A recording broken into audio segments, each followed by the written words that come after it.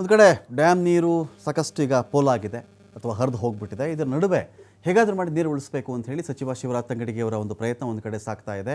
ಬೇರೆ ಕಡೆಗೆ ಒಂದೇ ಒಂದು ಸಂಸ್ಥೆಗೆ ನೀವು ಗೇಟು ರೆಡಿ ಮಾಡಿ ಅದಕ್ಕೆ ಬೇಕಿರ್ತಕ್ಕಂಥ ಬೇರೆ ಬೇರೆ ಎಕ್ವಿಪ್ಮೆಂಟ್ಸು ಬೇಕಲ್ವಾ, ಅದನ್ನು ರೆಡಿ ಮಾಡಿ ಅಂತ ಕೊಟ್ಟುಬಿಟ್ಟಾಗ ಆ ಒಂದು ಸಂಸ್ಥೆಯ ಮೇಲೆ ನೌಕರರ ಮೇಲೆ ಒತ್ತಡ ಬೀರುತ್ತೆ ಅಂತ ಹೇಳಿ ಎರಡೆರಡು ಕಡೆ ಮೂರು ಕಡೆ ಈ ಒಂದು ವರ್ಕನ್ನು ಮಾಡಿಸ್ತಕ್ಕಂಥ ಒಂದು ಪ್ಲಾನನ್ನು ಕೂಡ ಮಾಡ್ಕೊಂಡಿದ್ದಾರೆ.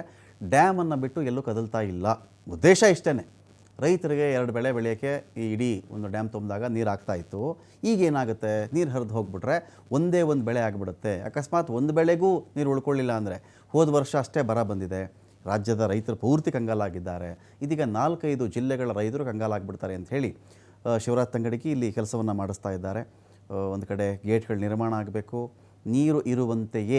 ನೀರು ಅಲ್ಲಿರುವಂತೆಯೇ ಆ ಒಂದು 19ನೇ ಕ್ರಸ್ಟ್ ಗೇಟ್ ಜಾಗ ಇತ್ತಲ್ಲ, ಅದಕ್ಕೆ ಇನ್ನೊಂದು ಗೇಟ್ ಅಳವಡಿಕೆ ಆಗಬೇಕು, ಆ ಗೇಟ್ ಕೊಚ್ಕೊಂಡು ಹೋಗಿರೋದ್ರಿಂದ ಅಂತ ಕೂಡ ಒಂದು ಪ್ಲಾನನ್ನು ಮಾಡ್ತಾ ಇದ್ದಾರೆ.